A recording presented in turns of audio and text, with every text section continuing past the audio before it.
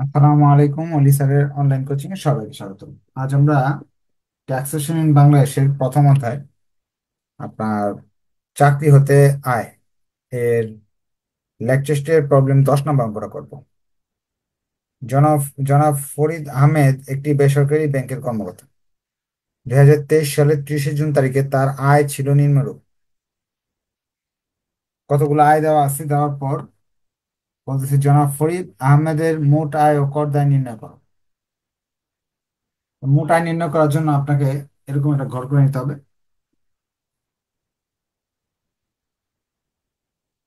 উপর লিখে নিতে হবে চাকুরি হতে আয়।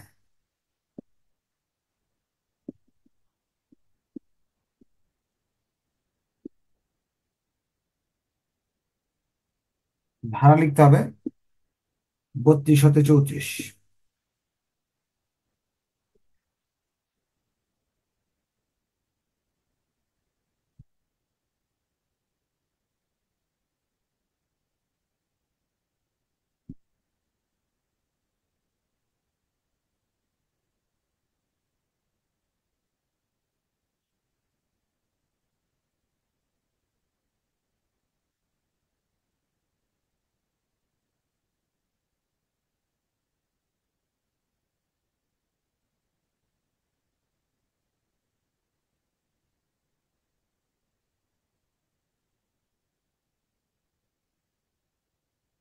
উনি মাসিক মূল বেতন পেয়েছেন 55,000। তাহলে 55,000 যদি প্রতি মাসে পায়, তাহলে 12 দিয়ে গুণ করতে হবে।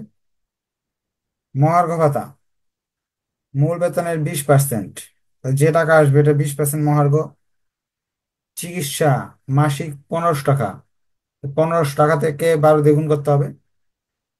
উৎসব বোনাস 2 মাসের মূল বেতনের সমপরিমাণ। সে 55,000 টাকা বেতন পায় 1 মাসে। 2 মাসের বেতন হবে 55 দিয়ে 2 দিয়ে গুণ করতে হবে। আপ্যায়ন ভাতা মাসে 3,000। 3,000কে 12 দিয়ে গুণ করতে হবে। তাহলে এই পাঁচটা জিনিস আগে আমরা উঠাই।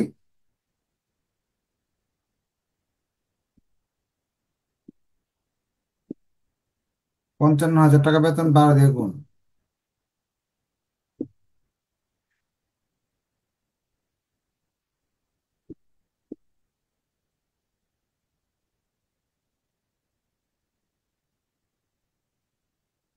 মহার্ঘ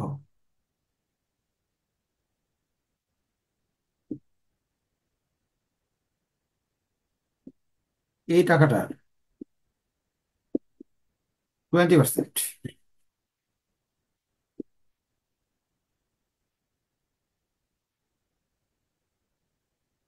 চিকিৎসা প্রতি মাসে 1500, 12 মাসে 1 বছর।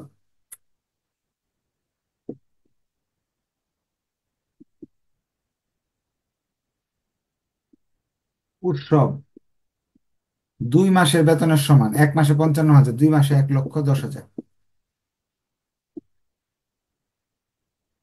আপ্যায়ন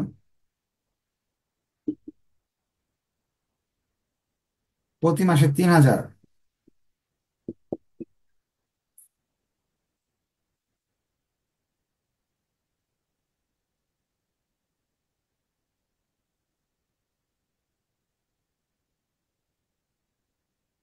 পরে বলতেছে বাড়ি ভাড়া মূল বেতনের 60%, যাতায়াত মাসিক 3500 টাকা। তিনি তিনি মূল বেতনের 10% অনুমোদিত ভবিষ্যৎ তহবিলে জমা দান করেন। তার নিয়োগকর্তাও সমপরিমাণ অর্থ উক্ত তহবিলে প্রদান করেন।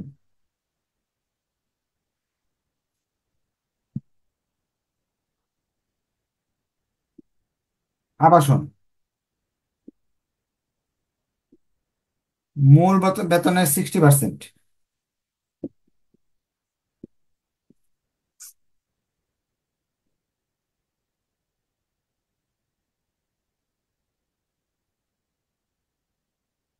তারপর আছে যাতায়াত।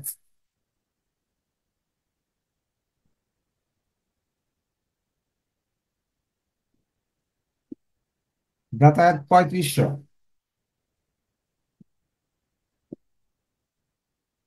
42,000 টাকা বাদ। সম্পূর্ণ অকরধার্য।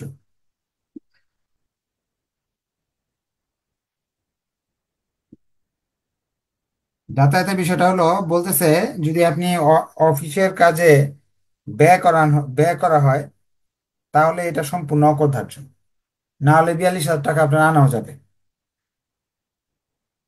এটা আগে এরকম নিয়ম ছিল না, টিকা দিতে হবে। আয়কর আইন 2023 অনুযায়ী যাতায়াত ভাতার ব্যয়িত অংশ পর্যন্ত অকরধার্য। ধরেন এটার সাথে ব্র্যাকেট দিয়ে লিখে রাখলো প্রকৃত খরচ 30,000, তাহলে প্রকৃত খরচ 30,000, 30,000কে আপনার বাদ দিতে হবে।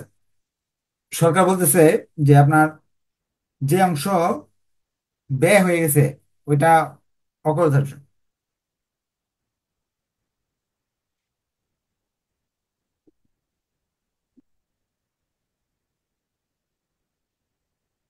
প্রভিডেন্ট ফান্ড, ভবিষ্যৎ তহবিল।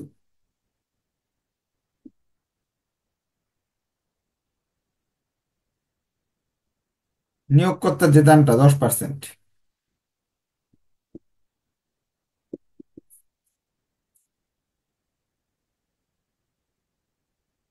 এই আইটেমগুলো আমাদের আসছে, টোটাল যোগ করবো আমরা।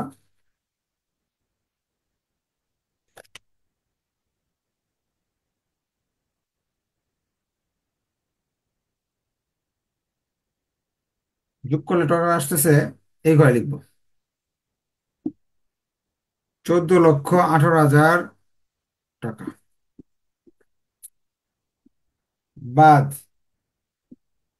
যে টাকাটা আসছে 14,18,000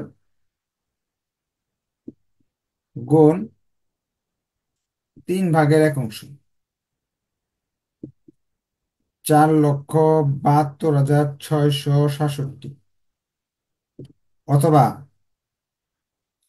4,50,000, এই দুইটার মাঝে যেটা কম, আমরা এক কাজ করি আগে যেমন করে দেয় অমনি করে দেওয়ার সুবিধা হবে।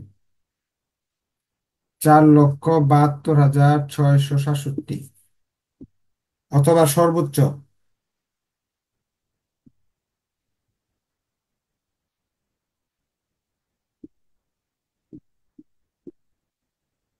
যেটা কম,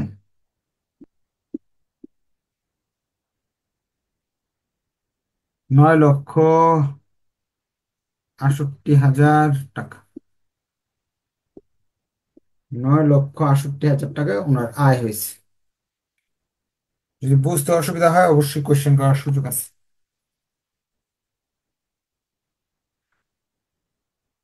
এখন সে কোনো বিনিয়োগ এখানে করে নাই, তাহলে বিনিয়োগ, এই যে এই প্রভিডেন্ট ফান্ডের টাকাটা বিনিয়োগ ভাতায় ধরতে হবে।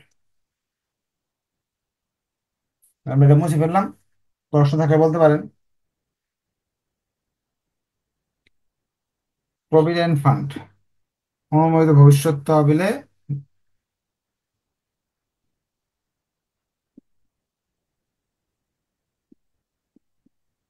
অনুমোদিত ভবিষ্যৎ তহবিলে নিয়োগকর্তার দান এবং মালিক কর্মীর দান দ্বিগুণ,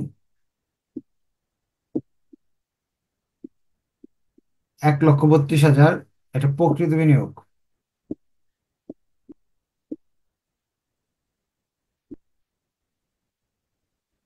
এখন এই টাকা, এই টাকার,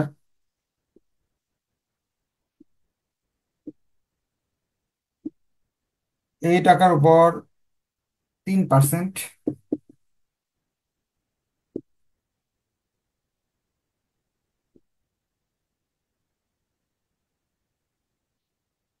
এই টাকার 15%,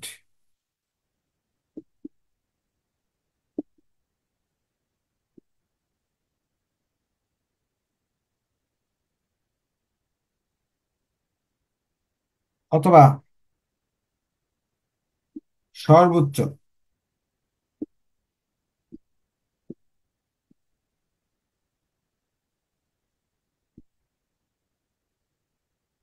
বিনিয়োগ ভাতা পেয়ে গেলাম 19,800।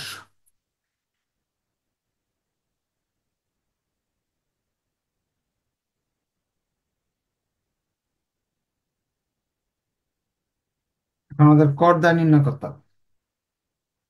কর দায়ের নিয়ম হলো, প্রথম 3.5 লাখ টাকা পর্যন্ত কোনো কর দিতে হয় না, 0%। পরবর্তী 1 লাখ টাকার উপর 5% দিতে হবে।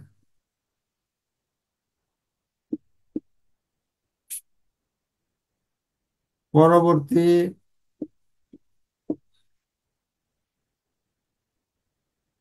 3 লাখ টাকার উপর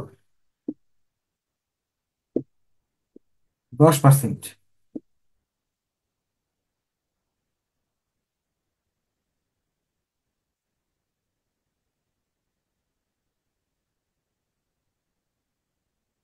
মোট 7.5 লাখ হয়ে গেল। অবশিষ্ট অবশিষ্ট যে টাকা থাকলো, 9,68,000 থেকে এই টাকাগুলো বাদ দিলে যে টাকাটা থাকে, 2,18,000 টাকা থাকে। এটার উপর 15%।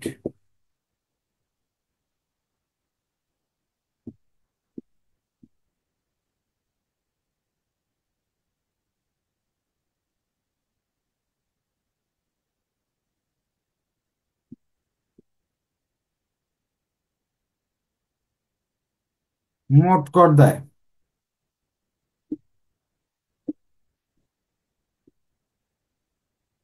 বাদ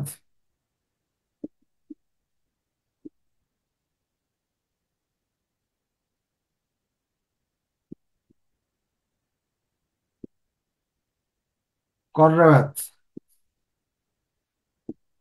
এই লোকের 47,900 টাকা ট্যাক্স দিতে হবে।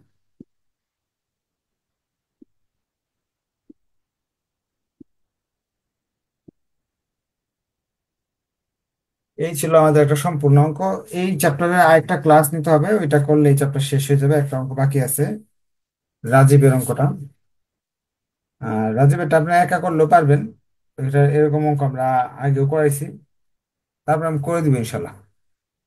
আর এছাড়া আপনার বাসায় বসে আরো অঙ্ক খুঁজে দেখবেন।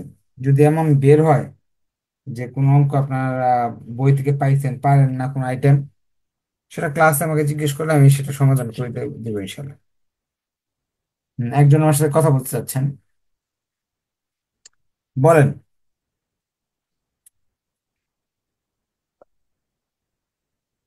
বলেন, মাইক অন আছে।